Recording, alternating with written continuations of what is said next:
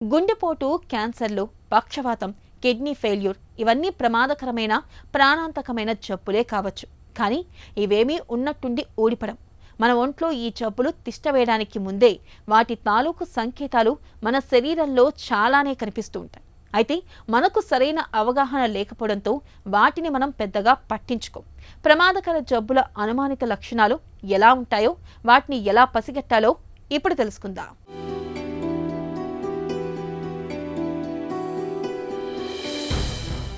మన శరీరంలో ఏదైనా అనారోగ్యం తలెత్తినప్పుడు ఆ జబ్బు తాలూకు సంకేతాల్ని మన శరీరం కొన్ని లక్షణాల రూపంలో మనకు తెలియజేస్తుంది.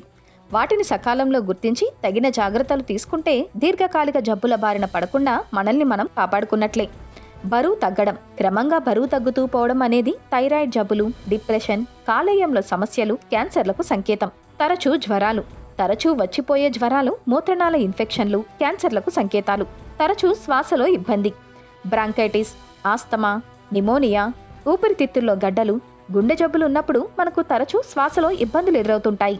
మల విసర్జనలో మార్పులు, కొద్దిగా తినగానే కడుపు నిండటం, మలంలో రక్తం నల్లగా ఉండటం, వారానికి పైగా అతిసారం, కొన్నాళ్ళు మలబద్ధకం, కొన్నాళ్ళు విరోచనాలు అవుతుంటే అనుమానించాల్సిందే.